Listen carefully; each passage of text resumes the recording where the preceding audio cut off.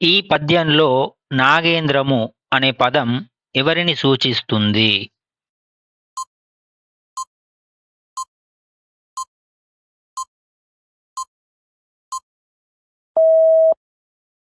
గజేంద్రుడు. ఈ పద్యంలోని సందర్భంలో నాగ అంటే ఏనుగు అని అర్థం. మొసలి బారి నుండి తనను రక్షించమని శ్రీ మహావిష్ణువును శరణు కోరిన గజేంద్రుడిని అంటే ఏనుగును ఇక్కడ నాగేంద్రము అని పిలిచారు. ఈ పద్యంలో రమా వినోది అంటే ఎవరు?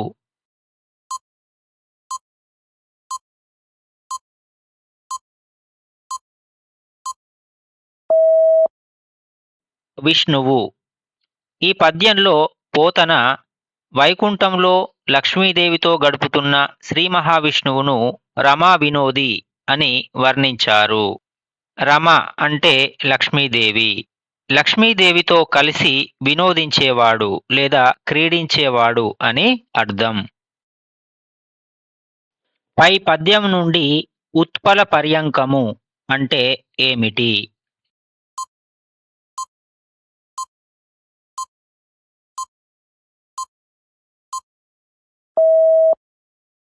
కలువల పాన్పు. ఉత్పల అంటే కలువ పువ్వు అని, పర్యంకము అంటే పాన్పు అంటే శయ్య అని అర్థం. అంటే లక్ష్మీదేవితో కలిసి కలువపూల పాన్పుపై విష్ణుమూర్తి ఉన్నాడని పోతన ఈ పదాల ద్వారా వర్ణించారు. పై పద్యం నుండి అల వైకుంఠపురంలో విష్ణువు విన్నదేమి?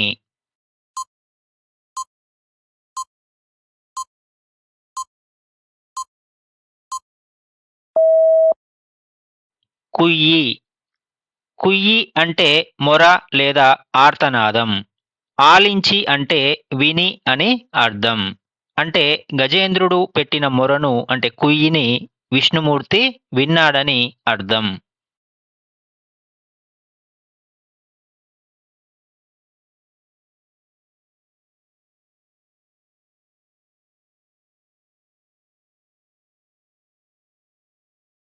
క్రింది వాటిలో గద్య రచయిత ఆలోచించడాన్ని ఎలా అభివర్ణించాడు?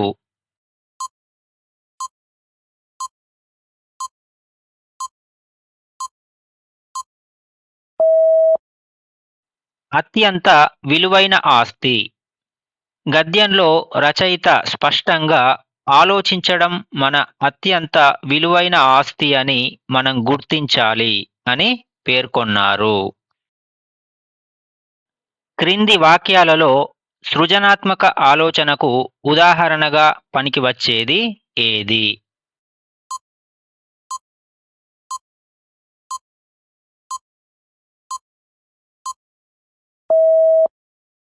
ఒక విషయాన్ని గురించి ఇతరుల కంటే భిన్నంగా ఆలోచించడం.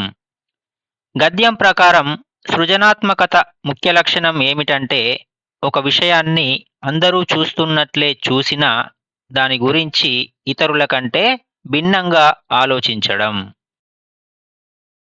క్రింది వాటిలో గద్యం ప్రకారం సృజనాత్మకతకు సంబంధించి ఏ లక్షణం తప్పు?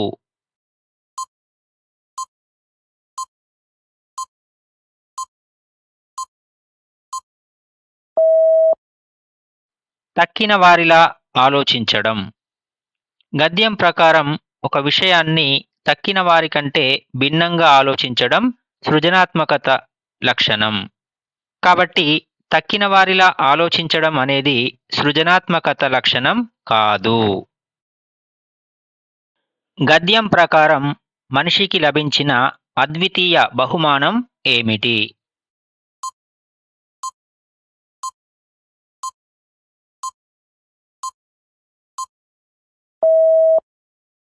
మేధ. గద్యంలో రచయిత స్పష్టంగా మానవుడి మేధ అతడికి మాత్రమే లభించిన అద్వితీయ బహుమానం అని పేర్కొన్నారు. నా శిరమున పోసికొంటిని నశింపని దుఃఖపుటగ్ని కండముల్. ఏ అలంకారం?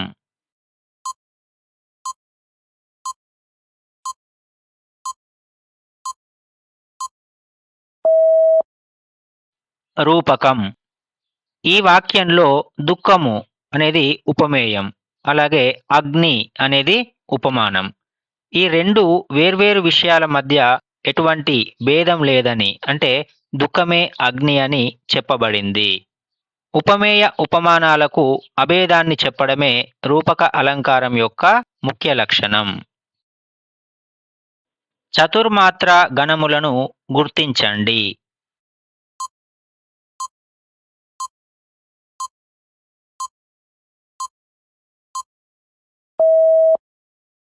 భజస నలగగ. చతుర్మాత్ర గణాలు అంటే 4 మాత్రల కాలం కలిగినటువంటివి. భగనంలో గురువు లఘువు లఘువు అంటే 2+1+1 4 మాత్రలు. అలాగే జగనంలో లఘువు గురువు లఘువు అంటే 1+2+1 4 మాత్రలు. అలాగే సగనంలో లఘువు లఘువు గురువు అంటే 1+1+2 4 మాత్రలు. అలాగే నల లఘువు లఘువు లఘువు లఘువు అంటే 1+1+1+1 4 మాత్రలు. అలాగే గగ అంటే గురువు గురువు అంటే 2+2 4 మాత్రలు. ఈ గణాలన్నీ 4 మాత్రలనే కలిగి ఉన్నాయి కాబట్టి ఇవి చతుర్మాత్ర గణాలు. రక్తపాతం ఏ సమాస పదము?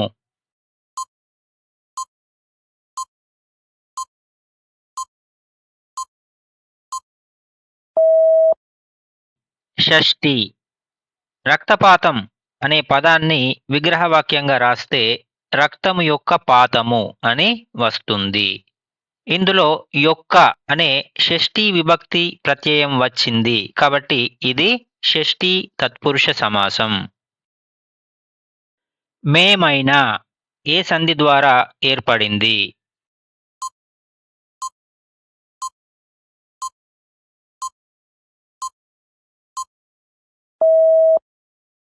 ఉకార సంధి. మేమైనా అనే పదాన్ని విడదీస్తే మేము ప్లస్ అయినా అని వస్తుంది. పూర్వపదం చివరి అక్షరమైన మూలో ఉకారం ఉంది. పరపదంలో మొదట ఐ అనే అచ్చు ఉంది. ఇలా ఊకి అచ్చుపరమైనప్పుడు సంధి జరిగి ఉకార సంధి ఏర్పడింది. రేపు వర్షం పడవచ్చునేమో. ఈ వాక్యం ఏ కోవలోకి వస్తుంది?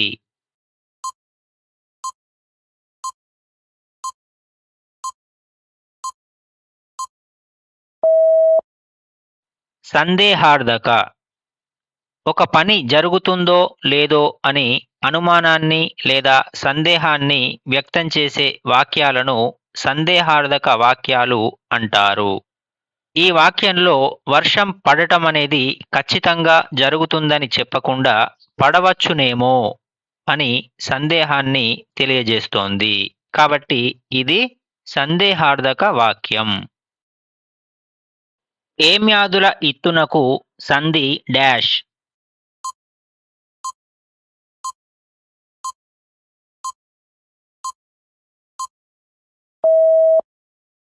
వైకల్పికముగానగు. తెలుగు వ్యాకరణం ప్రకారం ఏమి, మరి, ఇది, అది, ఏది మొదలైన పదాలను ఏమ్యాదులు అంటారు. వీటి చివర ఉండే ఇకారానికి సంధి వైకల్పికంగా జరుగుతుంది. అంటే ఒకసారి సంధి జరగవచ్చు. ఉదాహరణకు ఏమి ప్లస్ ఇచ్చే అంటే ఏమిచ్చే. మరోసారి సంధి జరగకపోవచ్చు. ఉదాహరణ ఏమి ప్లస్ ఇచ్చే ఏమి ఇచ్చే. సంధి జరగనప్పుడు య అనే అక్షరం వచ్చి చేరుతుంది. దీనినే ఎడాగమం అంటారు. ఇలా 2 రూపాలు రావడాన్నే వైకల్పికం అంటారు. కబ్బం అనే వికృతి పదానికి గల ప్రకృతి పదమేది?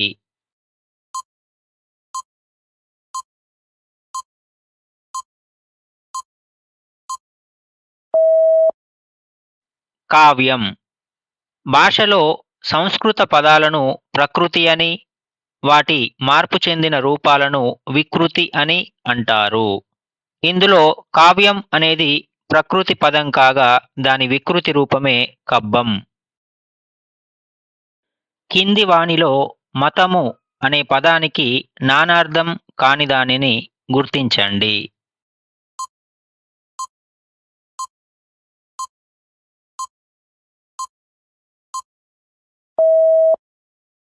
జాతి. మతము అనే పదానికి నానార్థాలుగా సమ్మతి అంటే ఒప్పుకోవడం, అభిప్రాయం అంటే సొంత ఆలోచన, మరియు శాస్త్రం అంటే ఒక సిద్ధాంతం వస్తాయి. కానీ జాతి అనేది ఒక సమూహాన్ని లేదా వర్గాన్ని సూచించే పదం. ఇది మతము అనే పదానికి నానార్థం కాదు. సైరికుడు అంటే ఎవరు?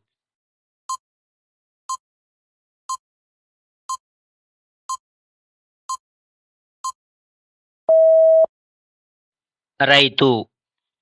సంస్కృతంలో స్థీరము అంటే నాగలి. నాగలిని ఆయుధంగా లేదా పనిముట్టుగా ధరించి వ్యవసాయం చేసేవాడు కాబట్టి రైతును సైరికుడు అని అంటారు. దేనిని విశేష్యం అని కూడా అంటారు.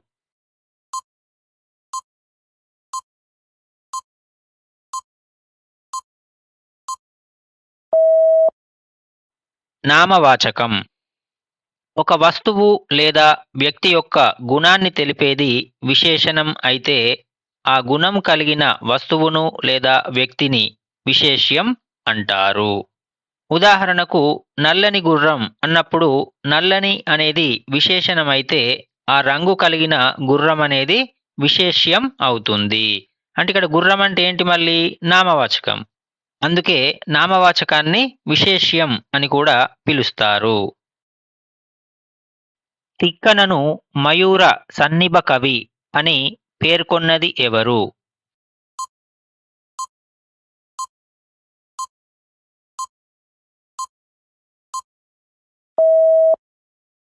మూలఘటిక కేతన. తిక్కన సోమయాజి శిష్యుడైన మూలఘటిక కేతన తాను రాసిన దశకుమార చరిత్ర అనే కావ్యాన్ని తిక్కనకు అంకితమిచ్చాడు. ఆ సందర్భంలో తిక్కన కవితా వైభవాన్ని కొనియాడుతూ ఆయనను మయూర సన్నిభ కవి అంటే నెమలి వంటి అందమైన కవిత్వం గలవాడు అని ప్రశంసించాడు. గంగుల షాయిరెడ్డి అముద్రిత రచన ఏది?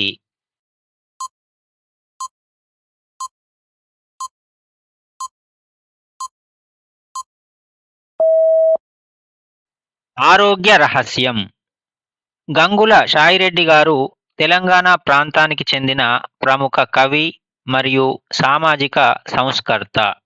ఆయన రాసిన మద్యపాన నిరోధము, వర్షయోగము, తెలుగు పలుకు వంటి రచనలు ముద్రించబడ్డాయి. కానీ ఆరోగ్య రహస్యం అనే గ్రంథం మాత్రం అముద్రితంగానే ఉండిపోయింది.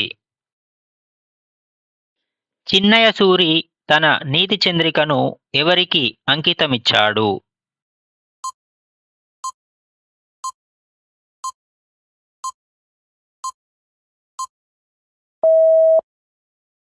అర్బత్ నాట్.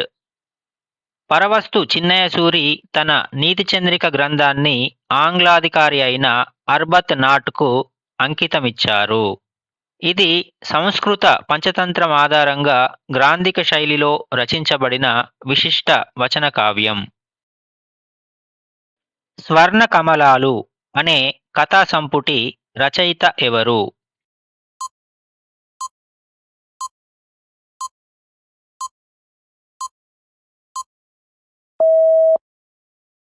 ఇల్లిందల సరస్వతీదేవి. స్వర్ణ కమలాలు అనేది ఇల్లిందల సరస్వతీదేవి గారి ప్రసిద్ధ కథా సంపుటి.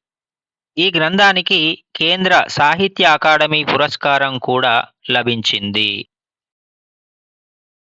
ప్రతిపద్య చమత్కారంతో కవిత్వం రాసిన కవి ఎవరు?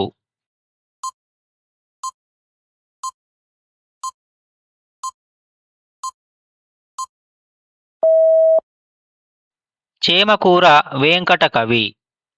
చేమకూర వేంకట కవి తన విజయ విలాసం అనే కావ్యంలో ప్రతి పద్యంలోనూ ఒక చమత్కారాన్ని లేదా శ్లేషను ప్రదర్శించారు. అందుకే ఈయన కవిత్వాన్ని ప్రతిపద్య చమత్కారం అని పిలుస్తారు. గోల్కొండ పత్రికకు మొదట ఏ పేరు పెట్టాలని అనుకున్నారు?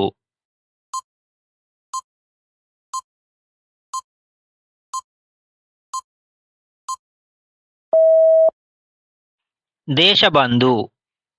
సురవరం ప్రతాపరెడ్డి గారు ఈ పత్రికకు మొదట దేశబంధు అని పేరు పెట్టాలని భావించారు.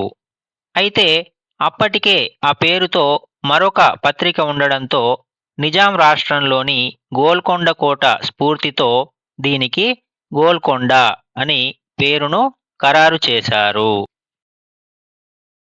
భాషకు అస్తిత్వానికి మధ్య గల సంబంధాన్ని వివరించిన భాషావేత్త ఎవరు?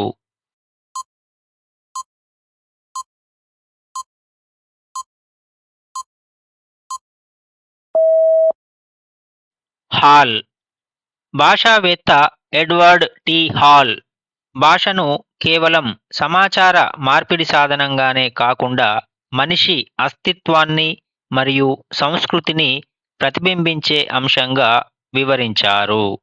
ఆయన దృష్టిలో భాష మనిషి ఆలోచన విధానాన్ని మరియు సామాజిక అస్తిత్వాన్ని నిర్ణయిస్తుంది. వింటున్న విషయాలు లేదా సమాచారం సరియైనవి కానివి నిర్ధారించుకొనుటయే డాష్.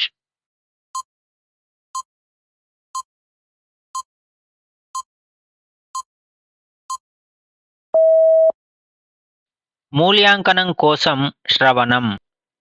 మనం వింటున్న విషయాలు లేదా సమాచారాన్ని విశ్లేషించి దాని నాణ్యతను, అందులోని నిజానిజాలను, మంచి చెడులను బేరీజు వేయడాన్నే మూల్యాంకనం కోసం శ్రవణం అంటారు. ఇది సమాచారంలోని విశ్వసనీయతను మరియు తర్కాన్ని పరీక్షించే ప్రక్రియ. మంచి దస్తూరిని అలవర్చుకోవడానికి ఉపకరించే లేఖనం ఏది?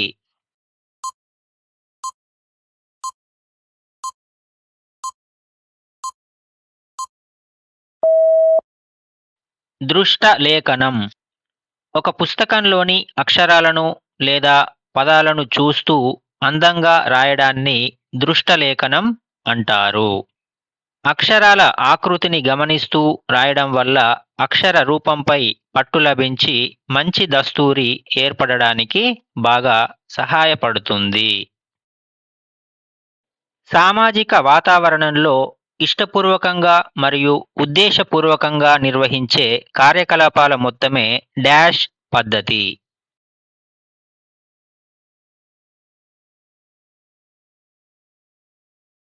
ప్రాజెక్ట్ పద్ధతి. కిల్ ప్యాట్రిక్ నిర్వచనం ప్రకారం ఒక సామాజిక వాతావరణంలో మనస్ఫూర్తిగా నిర్వహించే ఉద్దేశపూర్వక కృత్యమే ప్రాజెక్టు. దీనినే ప్రాజెక్ట్ పద్ధతి అని అంటారు. ఇది విద్యార్థులలో అన్వేషణ, సహకారం మరియు క్రియాశీలక అభ్యాసాన్ని పెంపొందిస్తుంది. ప్రామాణికత, విశ్వసనీయత, ఔపయోగికత అను లక్షణములుండవలసింది ఏది?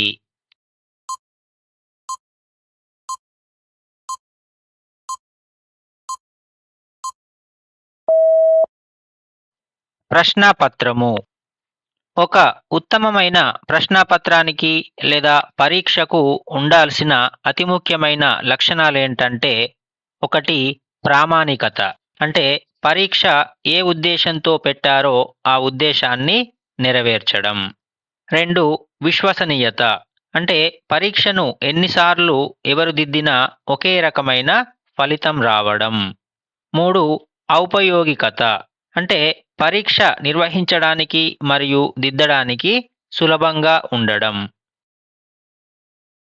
పాఠ్య సంబంధ అదనపు సమాచారాన్ని సమకూర్చి ఉపాధ్యాయుల బోధనను సుసంపన్నం చేయగలవి ఏవి?